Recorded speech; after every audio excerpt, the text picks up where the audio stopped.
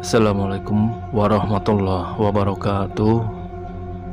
Cerita ini datangnya dari Kang Barada atau Barada Official. Jadi saya akan menggunakan kata aku sebagai pengganti Kang Barada. Peristiwa ini terjadi di tahun 2005 ketika saya masih berdomisili di kota Bandung. Pada waktu itu saya belum bisa usaha. Jadi ya usahanya mencari ular, binatang-binatang, ngecrik, menjala, juga mencari ikan. Suatu malam, sekitar jam 9 malam, saya diajak mencari ular ke suatu hutan di daerah Sumedang, tidak jauh dari Jalan Cadas Pangeran. Ketika berangkat dari rumah, saya belum ada ongkos. Terpaksa saya pinjam ongkos dengan tetangga. Ya alhamdulillah dapatlah ongkos, sehingga saya bisa berangkat menggunakan bus. Di dalam perjalanan tersebut, saya membawa rokok linting atau mole. Saya berangkat bertiga dengan kawan saya. Dan singkat cerita, akhirnya sampailah di tempat hutan tersebut. Di hutan tersebut, kita ini bertiga berbagi lokasi. Saya dapat lokasi ke arah hilir atau bawah, sedangkan teman saya lokasinya ke arah hulu. Dan dalam perjanjian tersebut, kita bertiga akan bertemu di satu titik yang sudah kita sepakati.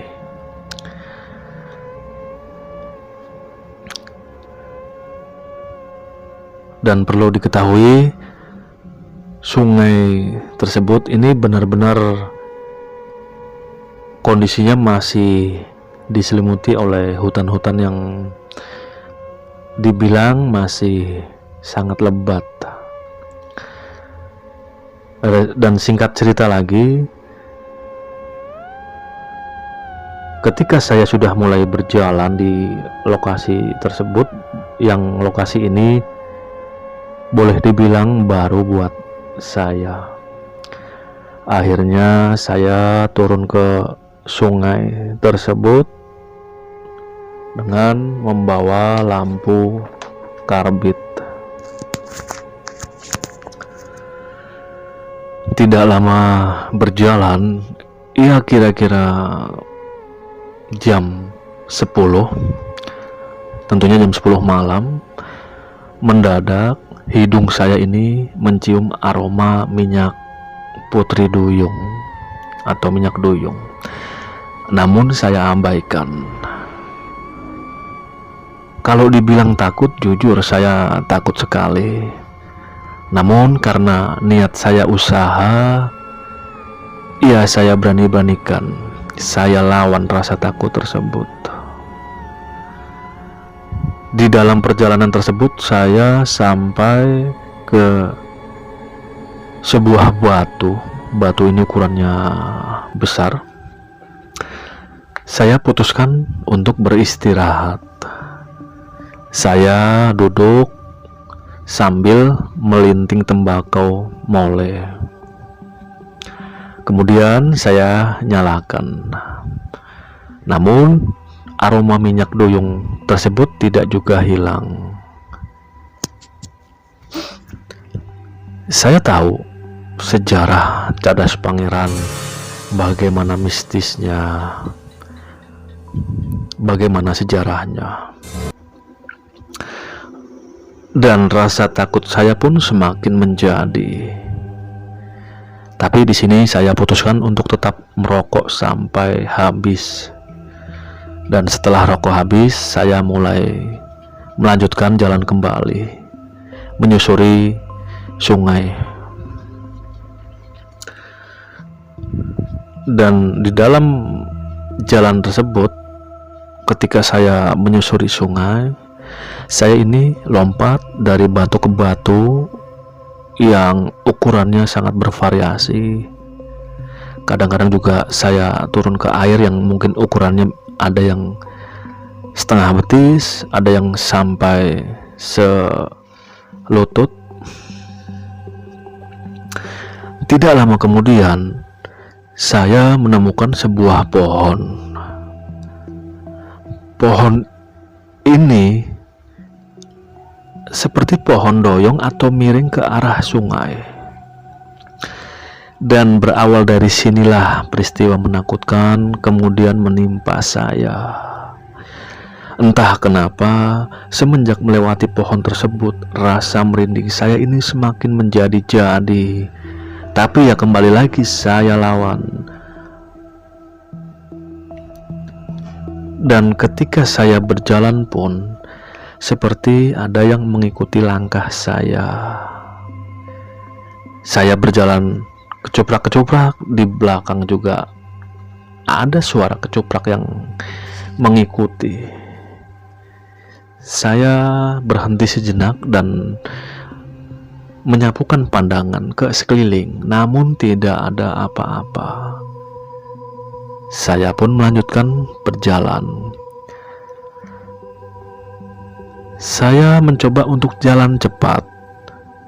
Suara coprakan air pun juga sama, suaranya semakin cepat, kecoprak-kecoprak. Dan tiba-tiba aroma harum yang tadi saya cium ini berubah menjadi bau anyir atau amis yang sangat-sangat amis sekali. Sampai pada titik rasa takut yang sudah memuncak, saya hampir-hampir saja tidak bisa menguasai keadaan. Namun saya ingat kembali dan tetap berdoa sebisa saya. Dan di titik inilah mulai ada kelebatan-kelebatan yang mulai bergerak ke sana kemari. Rasanya sungguh-sungguh tidak bisa diekspresikan.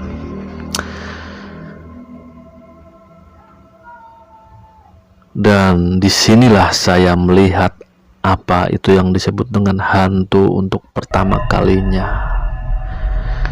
Sampai saat ini saya masih ingat sekali. Hantu ini berwujud perempuan dengan daster yang sangat lusuh. Wajahnya tertutupi dengan rambut. Begitu juga dengan tangan. Kalaupun yang terlihat ini hanya kaki, itu pun juga dengan yang sangat transparan dan berwarna sangat pucat. Hantu perempuan ini seperti memandang saya tanpa suara, tanpa bergerak. Dia hanya terbang mengambang di udara, dan hanya sesekali gaunnya yang tertiup angin ini bergerak-gerak. Saya kaget dan nyaris terjatuh dari atas batu karena hantu tersebut masih tetap memandangi saya dan berdiam diri.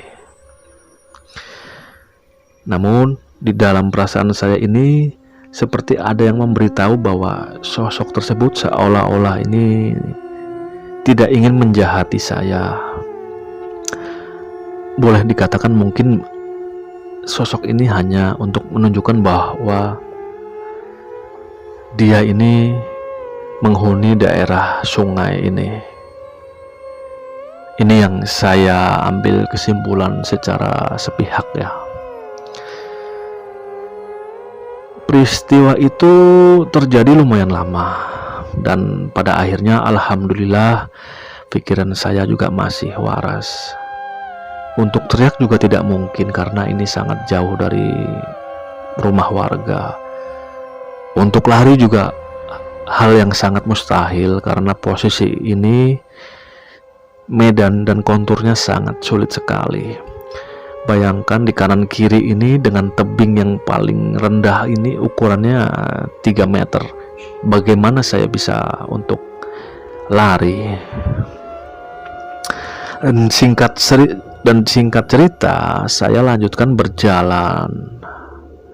Namun sosok tersebut masih mengikuti saya dari belakang dengan melayang. Lalu saya sorotkan lampu karbit yang saya bawa ke arah sosok tersebut dengan jarak yang sangat dekat sekali. Namun ya seperti semula, wajahnya tetap tidak terlihat. Dan sosok ini tetap menjaga jarak dengan saya. Dan pada titik inilah akhirnya saya ingat bahwa akhirnya saya mencoba mendoakan sosok tersebut. Dan saya mencoba sedikit berkomunikasi. Dan tidak lama kemudian juga benar, seperti adegan-adegan yang ada di film-film, bahwa sosok gaib tersebut ini hilang dengan perlahan, seperti pecah ya, seperti asap yang terkena angin dan bergulung-gulung lalu kemudian hilang. Di sini saya baru merasakan yang melihat hantu untuk pertama kalinya. Dan mitosnya kata orang kalau kita sedang mancing atau sesuatu yang berhubungan dengan usaha, jika melihat hantu katanya rezekinya lumayan. Ya entah benar atau tidak.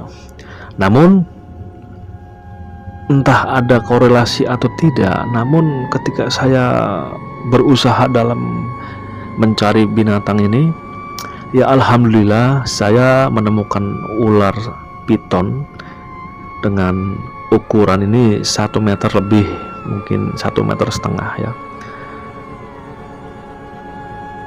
Dan juga saya mendapatkan beberapa anakan musang atau garangan, saya juga kurang paham, yang pada akhirnya saya masukkan ke dalam satu tempat. Dan tidak lama kemudian akhirnya saya berjumpa dengan 2 kawan saya yang lain. Ya, namun di sini saya tidak menceritakan peristiwa horor tadi yang saya alami kepada kedua kawan saya. Singkatnya, akhirnya kami pun pulang. Dan ketika pulang, saya bisa menjual ular piton dan anakan musang tersebut dengan harga yang boleh dikatakan lumayan.